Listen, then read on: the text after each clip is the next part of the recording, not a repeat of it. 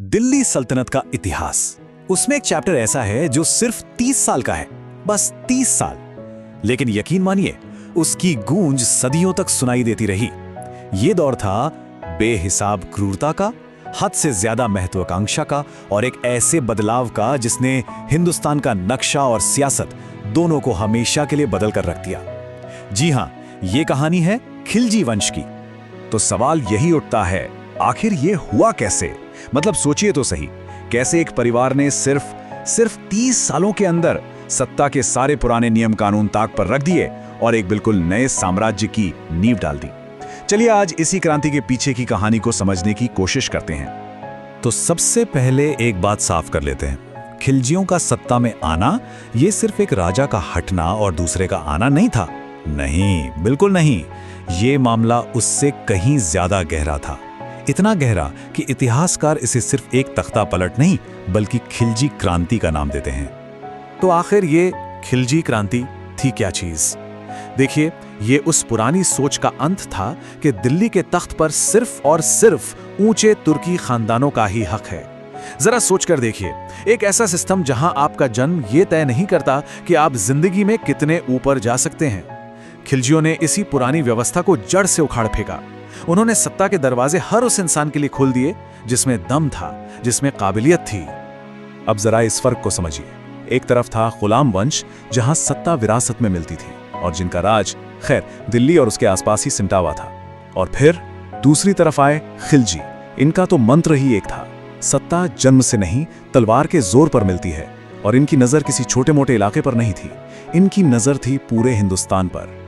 और इस नई आक्रामक जबरदस्त सोच का सबसे बड़ा चेहरा कौन था? अलाउद्दीन खिलजी। उसकी कहानी वो खून और सोने से लिखी गई एक ऐसी महत्वाकांक्षा की दास्तां है जिसकी कोई हद ही नहीं थी। हाँ, ये बात सच है कि इस वंश की शुरुआत जलालुद्दीन खिलजी ने की थी। काफी उम्रदराज थे और उन्होंने गुलाम वंश के कमजोर पड़ चुके सुल्तान से सत्ता छीनी थी। लेकिन असली कहानी उनकी नहीं थी। असली कहानी तो उनके भतीजे की थी, जो पर्दे के पीछे मौके का इंतजार कर रहा था।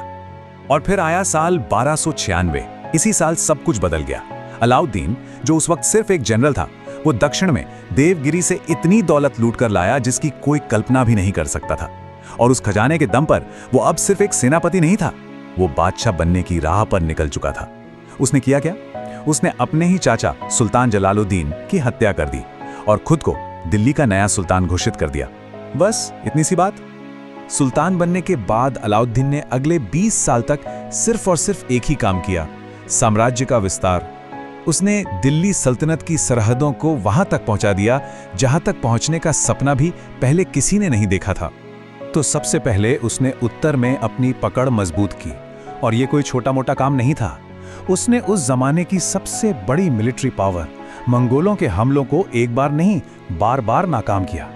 और सिर्फ यही नहीं, रणथंबोर, चित्तौड़, मांडू, ये वो किले थे जिन्हें कोई जीत नहीं सकता था, ऐसा माना जाता था। अलाउद्दीन ने उन पर भी कब्जा कर लिया।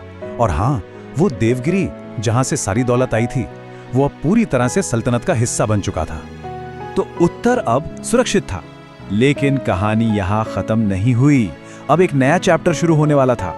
और उस चैप्टर की पहली तारीख थी 1308।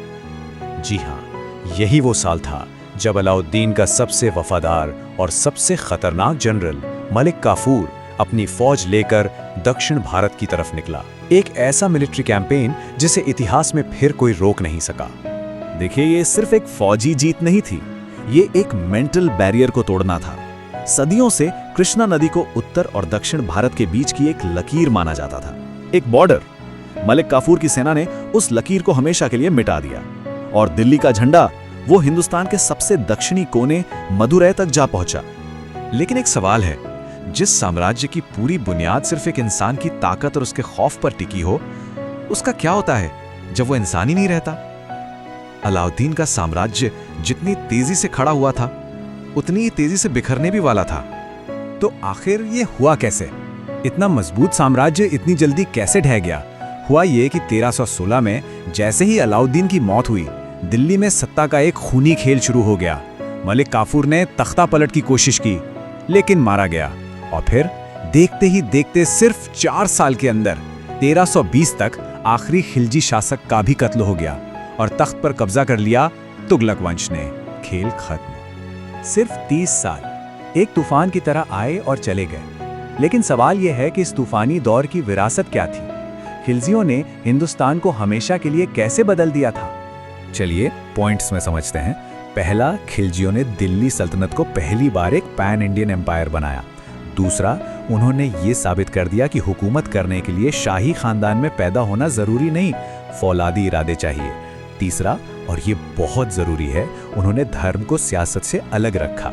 मतलब राज के फैसले सुल्तान लेगा, उलेमा या धार्मिक गुरु नहीं। ये उस जमाने में एक रेवोल्यूशनरी सोच थी। और हाँ, उन्होंने दिल्ली के तख्त पर बैठने वाले हर बादशाह के लिए एम्बिशन का लेवल बहुत ऊंचा सेट कर दिया। ये जो सोच थी ना कि एक राज्य को चलाने के लिए धर्म का सहारा लेना जरूरी नहीं है, ये मेडिवल इंडिया में एक बहुत ही बोल्ड स्टेटमेंट था। इसने आने वाले शासकों के लिए एक मिसाल तो कायम की और कहीं ना कहीं एक सेक्युलर शासन की एक धुंधली सी ही सही पर बुनियाद जरूर रखी।